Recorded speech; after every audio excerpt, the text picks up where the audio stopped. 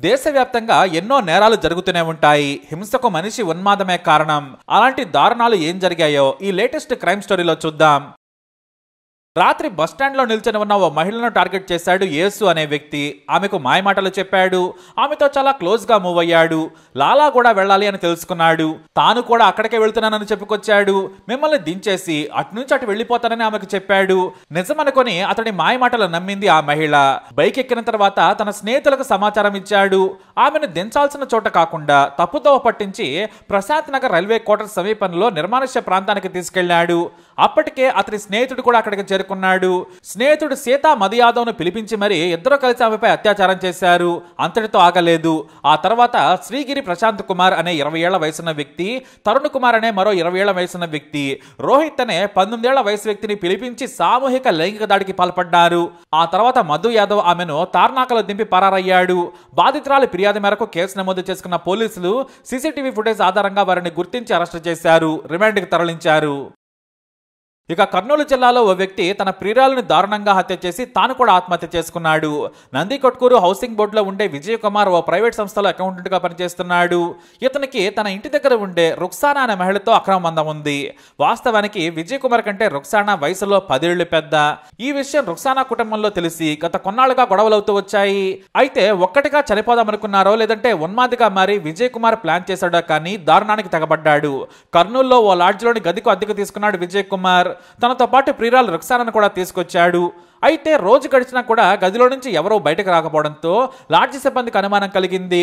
తలుపులు కొట్టినా లోపల నుంచి రిప్లై లేదు. ఫోన్ చేసినా కూడా కలవలేదు. దీంతో తలుపులు బద్దలు కొట్టి చూశారు లాడ్జి సిబ్బంది. గదిలో రుక్సానా విజయ్ కుమార్ చనిపోయి రక్తపు మడుగులో పడి ఉన్నారు.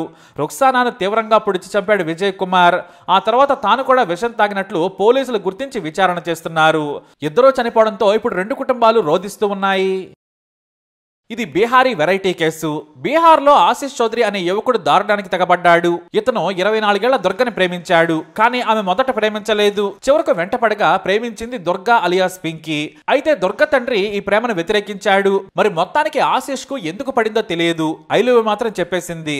దుర్గ అంటే కూడా అతనికి పిచ్చి. కానీ యువతి తండ్రి మాత్రమే కాదు, కుటుంబ సభ్యులు కూడా ఆశీష్ ను హెచ్చరించారు. నానా మాటలు అన్నారు. కానీ దుర్గ మాత్రం తన ప్రియుడే కావాలని కోరుకొని లేచిపోయింది. అయితే ఇద్దరు కలిసి పాట్నాలో లివ్ ఇన్ రిలేషన్షిప్ పెట్టారు. పెళ్లి చేసుకున్నామని బంధువులందరికీ చెప్పేశాడు ఆశీష్. ఓ ప్రైవేట్ జాబ్ లో జాబ్ చేస్తూ ఉండగా తనిష్క్ బంగారం షాప్ లో భార్యను జాబ్ లో పెట్టించాడు. కలిసి ఇద్దరు బాగానే జీవించారు. అయితే కూతురుని తండ్రి తన ఇంటికి రావాలని బ్రతిమలాడాడు. మరోవైపు ఆశీష్ ని హెచ్చరించారు. అయినా కూడా దుర్గ అతనితోనే జీవించింది. అయితే దుర్గకి బోరు కొట్టిందో ఏమో తన బంధువైన ఓ కుర్రాడితో అక్రమ బంధం పెట్టుకుంది. అతని పేరు అతీద్. జాబ్ కోసమని వెళుతూ ప్రియుడి గదిలో ఎంజాయ్ చేయడం మొదలుపెట్టింది. ఈ విషయాన్ని ప్రియుడు ఆశీష్ గుర్తించాడు. దీంతో తన ప్రియురాలను హెచ్చరించాడు. ఓసారి కొట్టాడు కూడా. కానీ తనకు అతను బంధువు మాత్రమేనని చెప్పింది. అయితే ఇద్దరిని ఓ రోజు రెడీ హ్యాండెడ్ గా పట్టుకున్నాడు ఆశీష్. ఆ తర్వాత నువ్వంటే నాకు నచ్చలేదు, ప్రియుడు అతిథే నచ్చాడు, అతనే పెళ్లి చేసుకుంటానని తెగేసి చెప్పింది. ఆ తర్వాత ఎంత బ్రతిమలాడినా కూడా వినలేదు. భర్త ఓ రోజు బయటకు వెళ్ళగానే ఆశీష్ ని వదిలేసి చెప్పా పెట్టకుండా లేచిపోయింది. ఇక నేను నీ దగ్గరకు రానని కూడా చెప్పింది. దీంతో ఆత్మహత్య చేసుకోవాలనుకున్నాడు ఆశీష్. కానీ తాను మోసపోయి చనిపోతే అందరూ నవ్వుతారని దుర్గకు కూడా బుద్ధి చెప్పాలనుకున్నాడు. వారిని కూడా చంపాలనుకున్నాడు. కాకపోతే ఈ ఆశీష్ కు దైవభక్తి మెండుగా ఉంది. అందుకని ముందుగానే 12 జ్యోతిర్లింగాలను సందర్శించాడు. తనవి తీరా శివుడి సేవలో సేద తీరాడు. ఆ తర్వాత నాటు తుపాకీ కొనుక్కొని ప్రియురాల ఇంటికి వచ్చాడు. విచక్షణారహితంగా కాల్పులు జరిపి 12 మంది శరీరాల్లోకి బుల్లెట్లు దించాడు. ఆ తర్వాత తాను కూడా కాల్చుకున్నాడు. ఈ ఘటనలో 6 చనిపోయారు. తన ప్రియురాలు కూడా చనిపోయింది. మిగతా వారు చావు బ్రతుకుల్లో కొట్టుమిట్టాడుతున్నారు. ఇక మరో కేస్ మహారాష్ట్ర తానేలో ఘోరం జరిగింది. ఆస్తి గొడవల్లో ఓ ధనవంతుడైన వ్యక్తి యువకుడి చేతులు నరికేశాడు. తమ భూమి పక్కనే ఉన్న మాజీ సొసైటీ చైర్మన్ అయిన శ్రీకాంత్ దొమాల్ కు సుశీల్ అనే యువకుడికి తగాదాలున్నాయి. తరచూ ఈ చైర్మన్ ఎదిరించేవాడు. మరోవైపు భూమి విషయంలో కూడా చైర్మన్ చంపుతానని హెచ్చరించాడు. ఎంత బెదిరించినా బెదరకపోవడంతో సదరు యువకుడిని తన బామరిదితో పాటు ఇతర స్నేహితులతో కలిసి కిడ్నాప్ చేశాడు.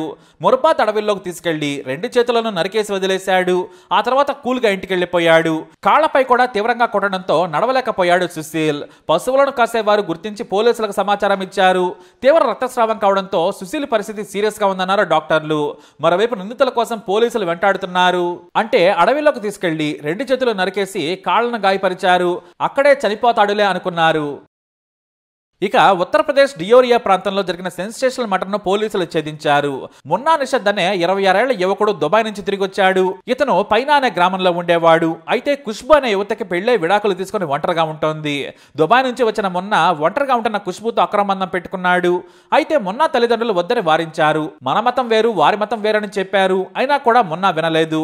చివరకు తనకంటే 5 ఏళ్లు పెద్దైన ప్రియురాలని గోరఖ్పూర్ తీసుకుని వచ్చాడు. అక్కడే ఇద్దరు కలిసి నివసిస్తూ ఉన్నారు.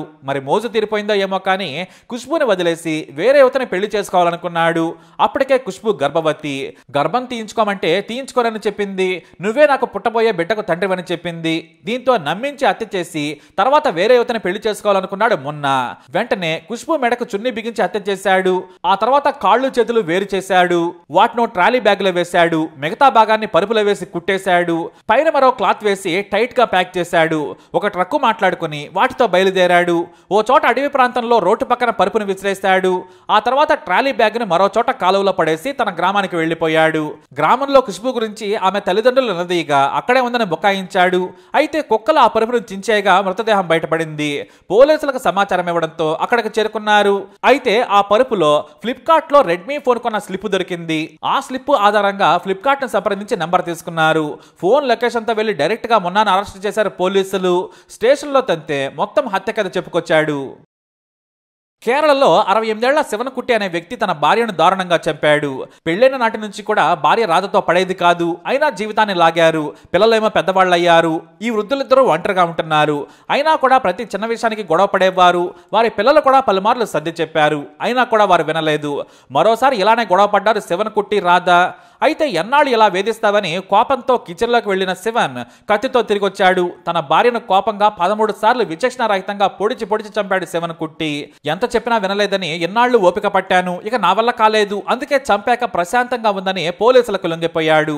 ఈ వృద్ధాప్యంలో జైలుకి వెళ్లడం ఏంటా అని స్థానికులు బంధువులు చీకొట్టారు. కేరళలోని అలప్పుల దగ్గరలోని ములుకలలో ఈ ఘటన జరిగింది.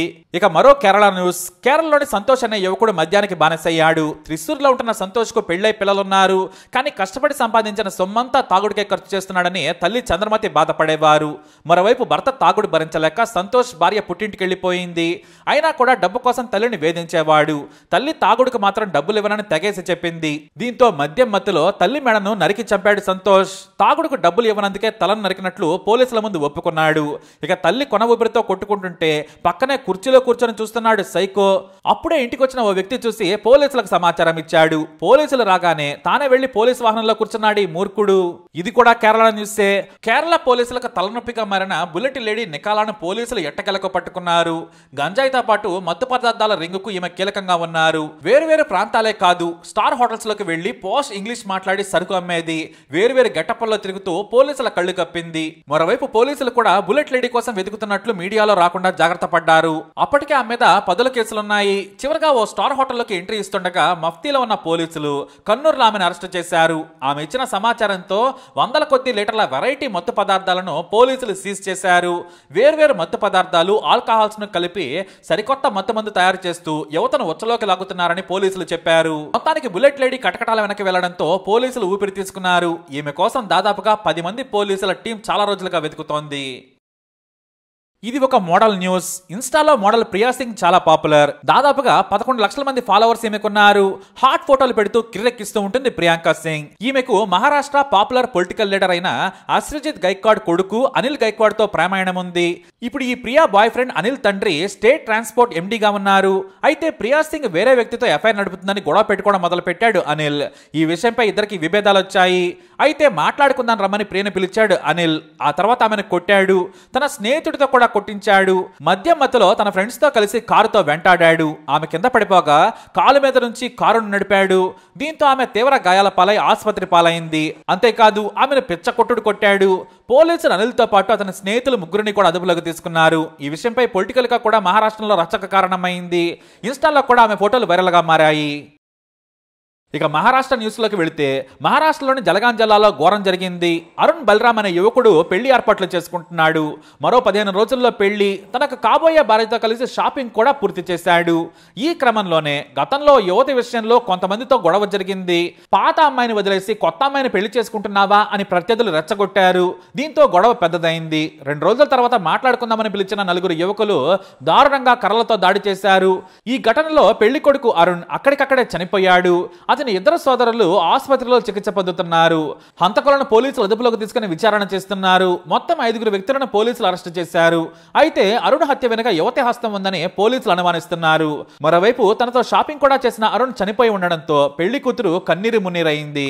మరి ఈ కేసులో మీకు ఏది డీకోడ్ చేయాలో చెబితే దాన్ని ఫుల్ వీడియో ద్వారా మీకు తెలియజేస్తాం. తప్పకుండా కమెంట్ ద్వారా తెలియజేయండి. ఈ వీడియో అప్డేట్స్ కోసం మై ఛానల్ ఫాలో అవ్వండి. అలాగే తప్పకుండా సబ్స్క్రైబ్ చేసుకోండి.